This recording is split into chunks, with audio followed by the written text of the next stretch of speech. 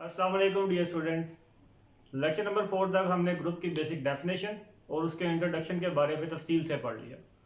आज lecture number 5 में हम ग्रुप को समराइज करेंगे और ये देखेंगे कि ऐसे कौन से पेयर थे जो सिर्फ और सिर्फ ग्रुपाइड बना पाए, ऐसे कौन से पेयर्स थे जो सेमी ग्रुप बना पाए, ऐसे कौन से पेयर्स थे जो मोनाइड बना पाए और ऐसे कौन से पेयर्स थे जो ग्रुप तक पहुंचने में कामयाब हुए।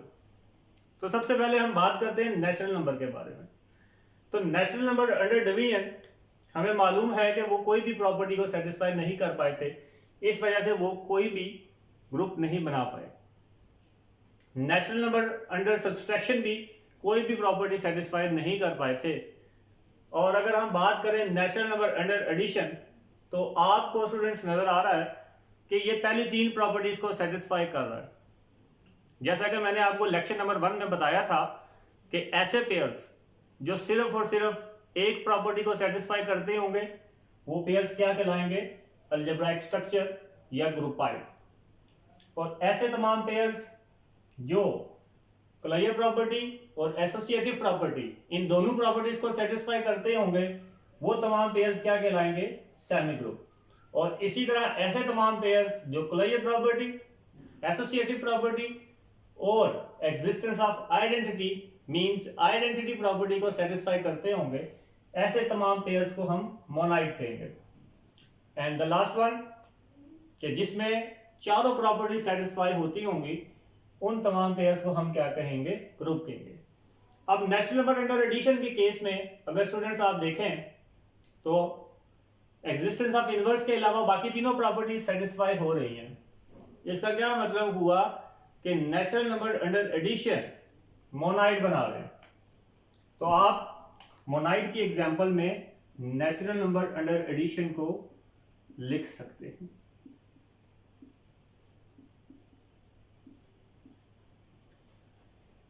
इसी तरह नेचुरल नंबर्स अंडर मल्टीप्लिकेशन में भी अगर आप देखें तो आपको नजर आ रहा है कि तीन प्रॉपर्टीज सेटिस्फाई हो रही हैं। तो हमें मालूम है जिसमें फर्स्ट 3 प्रॉपर्टीज सेटिस्फाई हो जाएं, ऐसे तमाम पेयर्स मोनाइड कहलाते हैं। नेचुरल नंबर अंडर मल्टीप्लिकेशन भी मोनाइड बन पाए थे।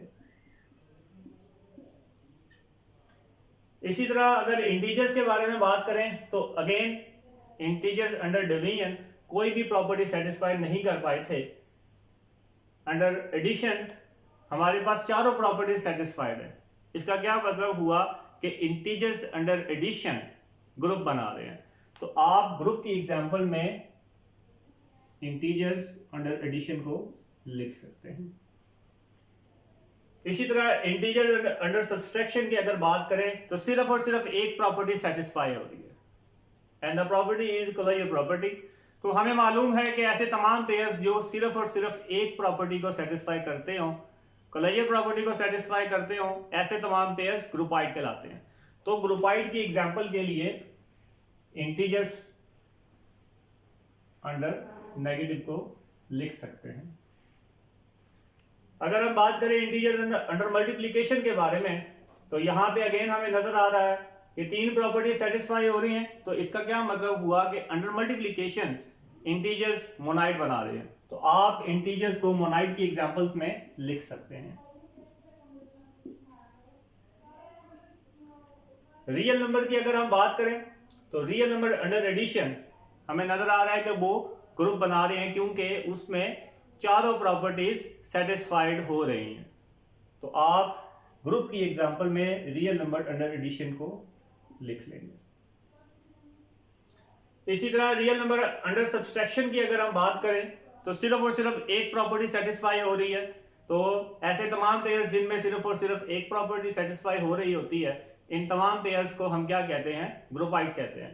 तो आप यहां पे ग्रुपाइड की एग्जांपल में रियल नंबर अंडर सब्सट्रैक्शन लिख सकते हैं। Move on to the next pair, real number under multiplication. तो रियल नंबर अंडर मल्टीप्लिकेशन तीन प्रॉपर्टीज को सेटिस्फाई कर रहा है।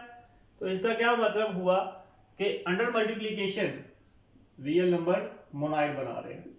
आप इसे मोनाइड के एग्जांपल में लिख सकते हैं। अगर इवन नंबर्स की बात करें तो even number under addition group बना रहे हैं। हमें नजर आ रहा है कि चारों प्रॉपर्टी सेटिस्फाई हो चुकी हैं। तो इसका क्या मतलब हुआ कि even number under addition group बन गए और ये ग्रुप की एग्जांपल में आ गए। इवन नंबर अंडर मल्टीप्लिकेशन के बारे में अगर बात करें तो सिर्फ और सिर्फ दो प्रॉपर्टी सेटिस्फाई हो रही हैं और हमें मालूम है कि ऐसे तमाम पेयर्स जो कॉलेजियल प्रॉपर्टी और एसोसिएटिव प्रॉपर्टी को सेटिस्फाई करते होंगे, ऐसे तमाम पेयर्स को हम सेमी ग्रुप कहते हैं। तो इट्स मीन कि even number under multiplication semi group बना पाए और ये सेमी ग्रुप की फर्स्ट एग्जांपल बन गई। इसी तरह अगर ऑड नंबर के बारे में बात करें तो ऑड नंबर अंडर एडिशन कोई भी प्रॉपर्टी सेटिस्फाई नहीं कर पाए, मींस कि इसमें कॉलेजियल प्रॉपर्टी ही सेटिस्फाई नहीं हो सकी थी, तो हमें नेक्स्ट प्रॉपर्टीज चेक करने की जरूरत ही नहीं पड़ी। ऑड नंबर अंडर मल्टीप्लिकेशन तीन प्रॉपर्टीज को सेटिस्फाई कर रहे हैं, तो हमें मालूम है कि जो पेयर कॉलेजियल प्रॉपर्टी, एसोसिएटिव प्रॉपर्टी और एग्जिस्टेंस ऑफ आइडेंटिटी को सेटिस्फाई करते हो वो पेयर्स मोनाइड कहलाते हैं। तो इट्स मींस के odd number under multiplication monoid की एग्जांपल बन गए। अगर हम मैट्रिसेस के बारे में बात करें तो मैट्रिसेस अंडर एडिशन हमारे पास ग्रुप बन गए क्योंकि उन्होंने चारों प्रॉपर्टीज को सेटिस्फाई कर दिया था। तो मैट्रिसेस अंडर एडिशन हम ग्रुप की एग्जांपल में लिख सकते हैं। इसी तरह अगर बात करें मैट्रिसेस अंडर मल्टीप्लिकेशन के बारे में तो matrices under multiplication inverse property को सेटिस्फाई नहीं कर पाए थे।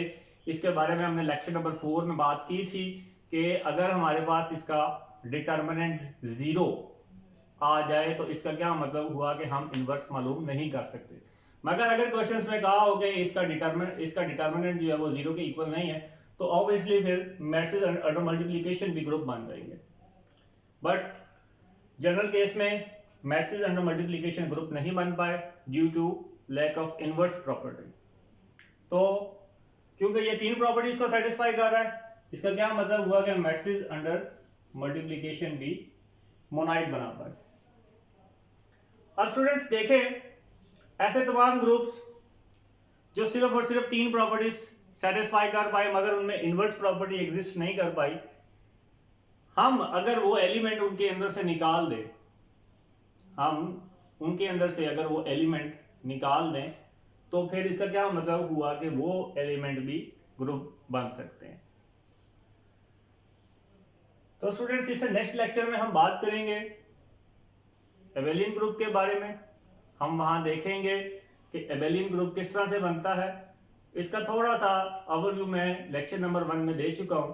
इसके प्रीवियस वीडियोस आप जरूर देखें ताकि ग्रुप के रिलेटेड आपका कॉन्सेप्ट क्लियर हो सके। अल्लाह हाफिज and have a nice day.